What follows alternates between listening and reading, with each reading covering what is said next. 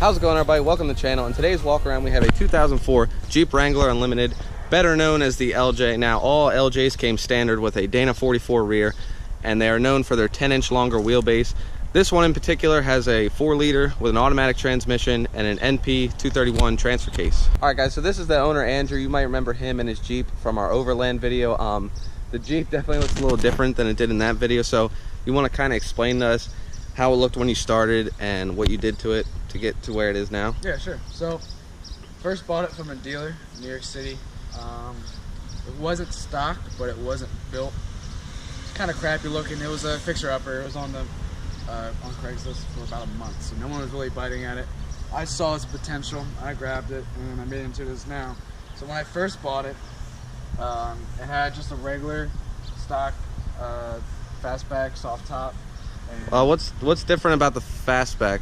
What fastback for people that don't know? You can't see now because the soft top's on it now, but there's a frame. The frame goes along like that, and the soft top doesn't have its own independent frame system, so it just follows the original frame. Okay, so it cuts off that whole back corner. Yep. Okay. So previous owner, not sure what he was thinking. Kind of ugly. So he loved plasti dip. The owner or the Jeep? The previous owner. So he had plasti dip practically everywhere. You can still see on this fender. I'm still working on getting that stuff off. But he had plasti dip on the actual fenders themselves. He had a strip along here, on the grill, and just kind of like everywhere. And it was really annoying to get off, and it looked crappy because it would fade, peel. So that's one of the first things I did. And it came with, not even sure what the bumper was, but it was huge. But probably went all the way to the other fender in this one. But it was an aftermarket bumper, like it was. But it was just an ugly one. It was rusty. It was nasty. So that's the first thing I did. Put a new bumper on it. It's just the swing belt stinger. Yeah, very first thing I did to it. All right. And then it had stock suspension and some kind of wheels and tires. You remember what they were? The wheels were American Cross Racing. So it was just some cheap wheels. No, they were good wheels, and they were discontinued, so I could probably get some good money for those. But the tires were just Nitto's 31.5s. So nothing too special. No, nothing really. All right, so let's talk about everyone's favorite part, the modification. So you want to tell us a little bit about what you did to the Jeep yourself? All right, so obvious thing is the lift. It's a 4-inch zone off-road lift. It came with brand new shocks, coils, control arms, and transfer case drop. Now that's probably the best part there. And brand new sway bars in the front and the rear. And then here, tires. I have Pro Comp Extreme MT2s, muds. These are great tires. I love them. They look awesome. They're not that loud. Everyone said they were loud. I don't really think they're that loud. And they on off-road, they handle like a beast. And they're sitting on what, 15-inch steelies, I guess? Yep, 15-inch. Yep. All right. These are 35s too. Sweet. So the front, I already talked about the bumper, just the stinger. And then for my winch, I just have a cheap Harbor Freight winch, 9,000 pound. For that, headlights. These are different headlights. They're just 7-inch LEDs, and they have like the color halo, but I'm not using that now. And my limb risers, just the Smith XRC limb risers. They work great.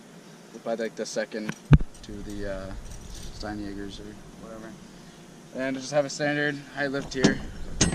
And my roof rack, probably the most notable thing on here, is the Cargo Master Safari Congo cage, and the roof rack also comes with it.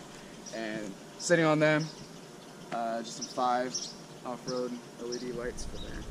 Alright, we're going to move on to the back here. So on the way, it came with 4 doors. I had them all for a while, but I just recently picked up these half doors. Finally managed to find them in red, but even though they are a little beat up, but they work fine. They seal nicely. And they look good. Yeah, they look pretty awesome. The back here, I just have a swing belt rear bumper. It's a standard hitch. I might change it out later on as to a rear tire carrier with jerry cannons and stuff like that. I haven't really figured that out yet. And just my antenna for my CB radio. All right, so speaking of CB, you want to check out the interior and see what you got going on in there?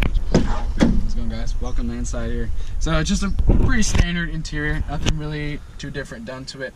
Obvious thing, my CB that we talked about earlier, just a Cobra 29 LDT. Works great. I have some problems with it a few times, but got it all tuned up so it looks good.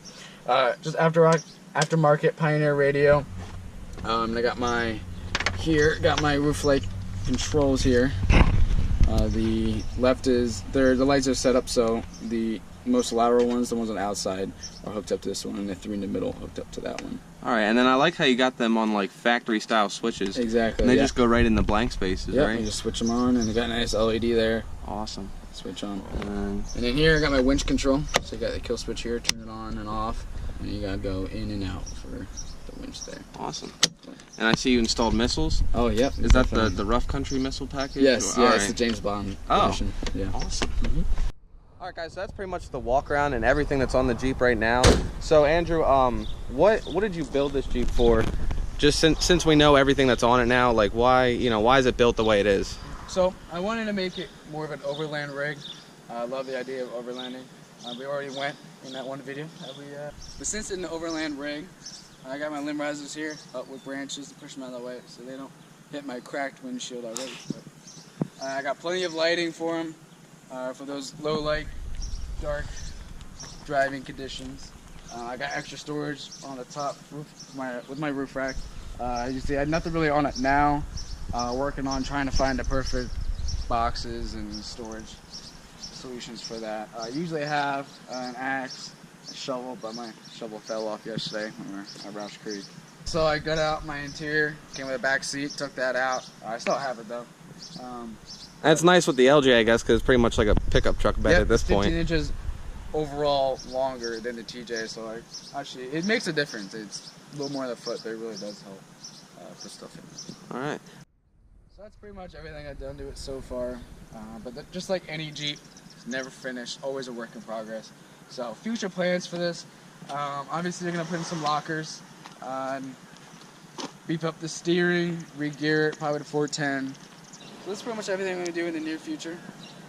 This concludes my walk around in my LJ, and thanks for watching.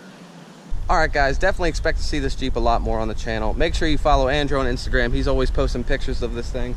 Other than that, that's going to wrap it up for this walk around video, and I'll see you guys in the next one.